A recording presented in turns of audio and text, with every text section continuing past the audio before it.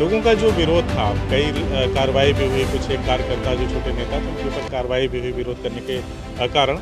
आप उनके प्रतिद्वंदी हैं, ऐसे में जो विरोधाभास है क्षेत्र में, क्या उसका कुछ फायदा आपको मिलने जा रहा है? अब देखिए जो उनकी अपनी पार्टी की जो स्ट्रेटजी है उसके हिसाब से पार्टी काम कर रही है, उस पर कुछ नहीं कहूँगा।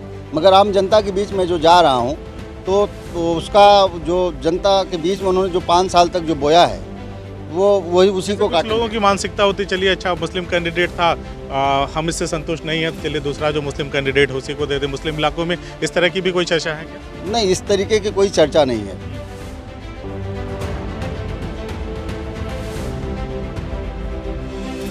नमस्कार, आदाब। सीआईबी इंडिया न्यूज़ पर अग्नि परीक्षा देख रहे हैं आप। उत्तर प्रदेश में विधानसभा चुनाव हैं और तमाम दावे किए जा रहे हैं कि इस बार हम सत्ता में आ रहे हैं, फला जा रहे हैं। इस तरह के दावे और वायदे किए जा रहे हैं जनता के विकास के, और तमाम मुद्दों पे पक्ष विपक्ष भिड़ा हुआ है आपस में।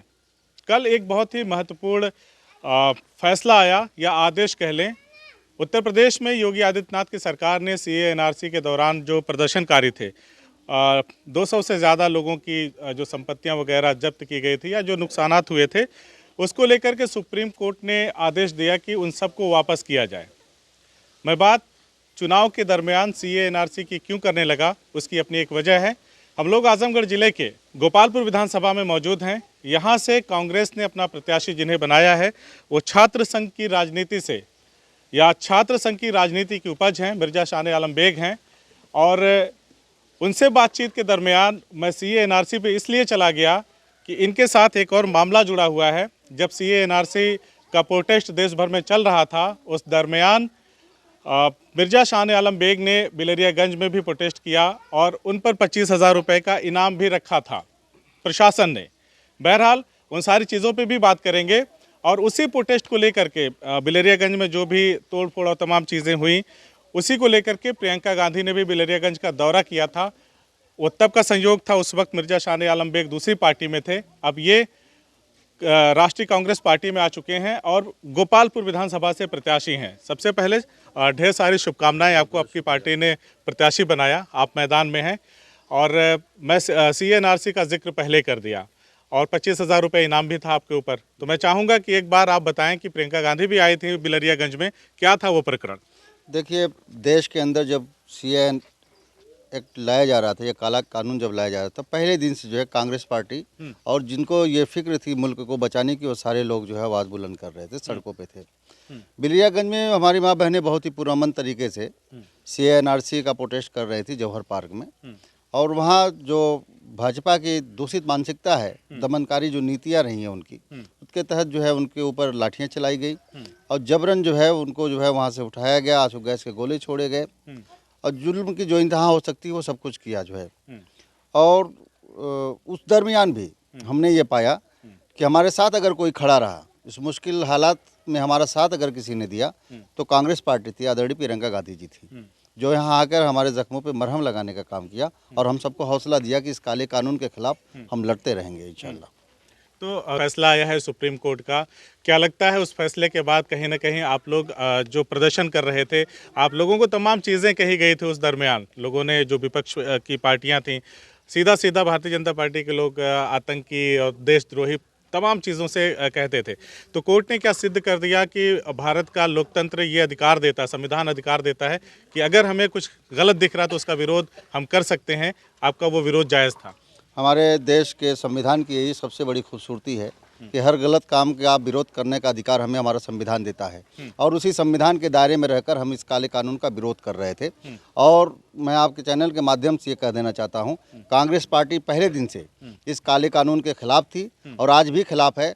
और मुझ जैसे आम कार्यकर्ता को जो सीए एनआरसी में 25,000 रुपये का इनामिया रहा हो, उसको टिकट देकर यह साबित कर दिया है कि जब भी हमें मौका मिला, जब भी हम सत्ता में आएंगे, तो इस काले कानून को उखाड़ फेंकेंगे और देश की जो गंगा जमुनी तहजीब थे उसको कायम रखने के लिए जो हमारे संविधान में हमारे मैं आपसे ये जानना चाह रहा था कि क्या सुप्रीम कोर्ट का आदेश आया है, कितना सकारात्मक मानते हैं इसे भारतीय संविधान के लिए, भारतीय लोकतंत्र के लिए? हम पहले दिन से कह रहे हैं कि हमें न्यायालय पे भरोसा है और न्यायालय ने वही किया जो संविधान की खूबसूरती है, तो जिस तरीके से संविधान हमें आज़ादी देता है, उसी आज़ादी को बचाने के लिए जो है न्यायालय ने अपना फैसला किया। न्यायालय का फैसला बहुत स्वागत योग्य है और इससे आम जनमानस को और ख़ासतौर से पीड़ित पक्ष के लोगों को बड़ी राहत मिलेगी।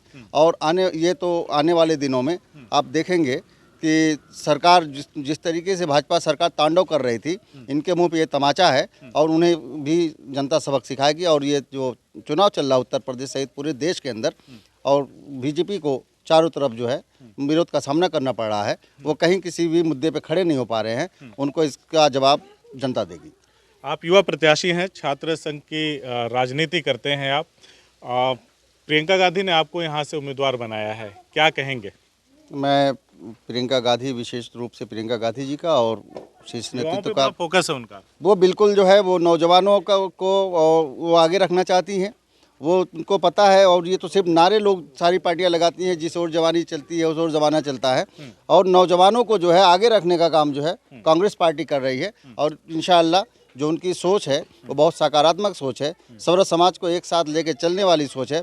हम आपके चैनल के माध्यम से ये भी मैं बता देना चाहता हूँ कि उत्तर प्रदेश के अंदर जिस तरीके की राजनीति बीजेपी ने की है, जिस तरीके की तुच्छ मानसिकता के साथ, विद्वेष भावना के साथ काम किया है, वो एक जाति धर्म की राजनीति करने वाले लोग हैं। क्षेत्र और जितनी भी पार्टियां हैं किसी न किसी जाति के आधार पर राजनीति कर रही हैं, मगर कांग्रेस एक ऐसी पार्टी है जो न जाति के नाम पे राजनीति कर रही है, न धर्म के नाम पे राजनीति कर रही है। वो सर्व समाज को एक साथ लेके चलने की कोशिश कर रही है, और यही वजह है कि आज सबका समर्थन जो है हमें मिल रहा है। गोपालपुर विधानसभा की बात करें, जो आपकी विधानसभा जहाँ से आप चुनाव लड़ रहे हैं, सपा के गढ़ के तौर पे मशहूर रही है। कभी स्वर्गीय वसीम अहमद यहाँ से विधायक और मंत्री रहे, फिर उसके बाद नफीस अहमद मौजूदा विधायक हैं, फिर मैदान में हैं।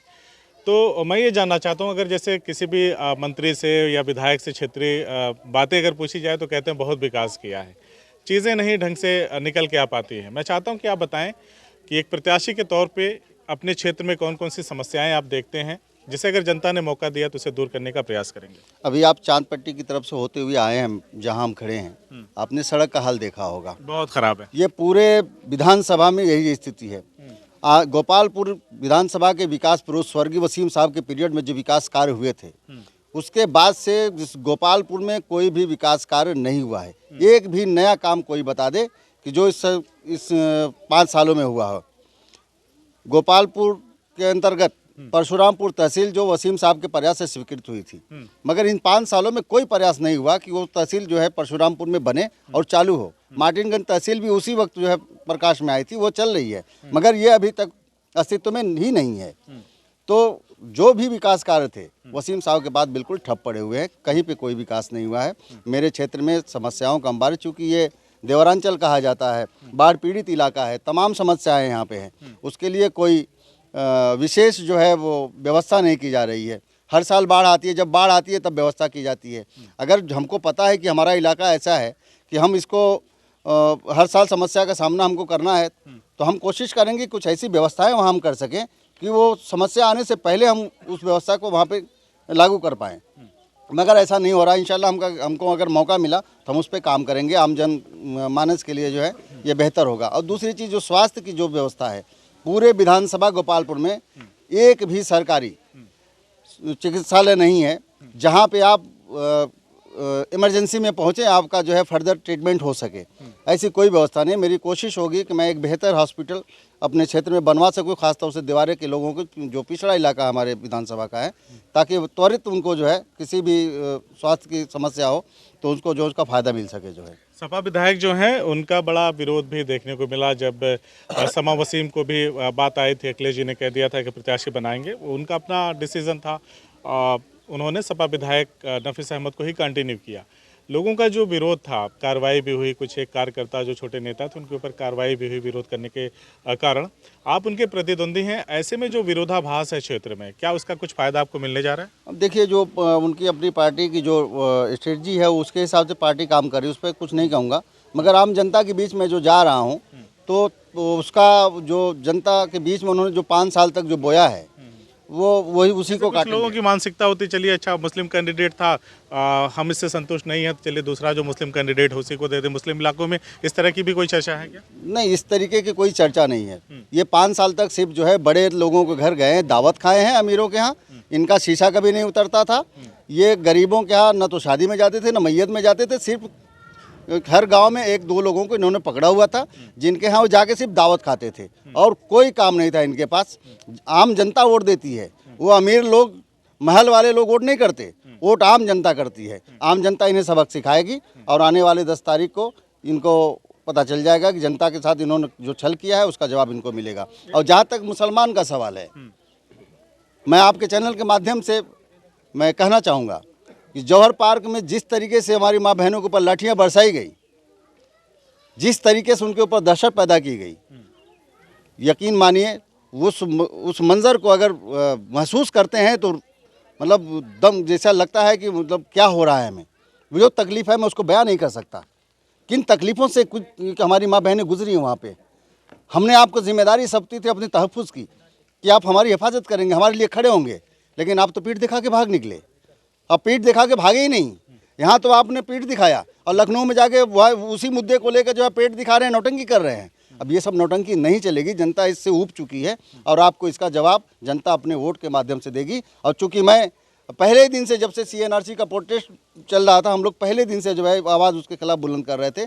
हमारे साथ जो कुछ भी हुआ मुझको बिल्कुल उसकी कोई परवाह नहीं। मुझे फ़ख्र इस बात का कि मैं उस लड़ाई का हिस्सा था। इंशाल्लाह जब तक सांसें चलती रहेंगी, नाइंसाफ़ी के खिलाफ हमेशा खड़ा रहूँगा। आखिरी सवाल, मिर्जा शान आलम बेग कैसे बताएंगे कि उनकी मंशा अच्छी है? क्योंकि सारे नेताओं का कमोवेश यही जवाब होता है कि क्षेत्र का विकास करेंगे, क्षेत्र का विकास करेंगे, और सबका यही जवाब होता है। तो कैसे साबित करेंगे कि दूसरों से अलग आपकी राजनीति है, आपकी सोच है, लोग आप पे क्यों भरोसा करें, लोग आपको क्यों वोट दें? मेरे 17 साल के छात्र राजनीतिक और सामाजिक जीवन में जो मैंने किया है, यहाँ के आम नौजवानों ने, जो हमारे पीरियड के थे, जो हमारे सीनियर्स थे, वो सारे लोगों ने देखा है। मैं इसी गोपालपुर में पैदा हुआ, इसी गोपालपुर में मेरा मेरी परवरिश हुई। यहाँ की आबो हवा से मैं पूरी तरीके से वाकिफ़ हूँ, यहाँ के लोग मुझसे वाकिफ़ हैं। मैंने जो कुछ भी किया है निस्वार्थ भाव से किया था और यही वजह है कि आज लोगों का अपार समर्थन मुझको मिल रहा है। मुझे कहीं किसी से ये बताने की ज़रूरत नहीं कि मेरी मानसिकता क्या है। लोग ये समझते हैं कि मैं जो करूँगा बेहतर करूँगा और इंशाअल्लाह कभी मैं पीठ दिखाने वाला काम नहीं करूँगा। तो ये हैं कांग्रेस के प्रत्याशी मिर्जा शान आलम बेग, गोपालपुर विधानसभा से ताल ठोक रहे हैं, चुनावी मैदान में हैं। प्रियंका गांधी ने एक युवा प्रत्याशी को मौका दे करके एक संकेत दिया है कि कांग्रेस की राजनीति में अब परिवर्तन होने जा रहा है। युवाओं को ज़्यादातर उत्तर प्रदेश के विधानसभा चुनाव में मौका दिया है प्रियंका गांधी ने, और पूरी तैयारी के साथ मिर्जा शान आलम बेग चुनावी मैदान में हैं। इनकी किस्मत का फैसला यहाँ के मतदाता करेंगे। 10 मार्च को पता चल जाएगा कि शान आलम बेग को कितनी दुआएं, कितनी आशीर्वाद इस क्षेत्र से मिली है। 10 मार्च को सभी पार्टियों के जो प्रत्याशी हैं उनके भाग्य का फैसला होना है। हमसे बातचीत करने के लिए मिर्जा शान आलम बेग जी, आपका बहुत बहुत शुक्रिया।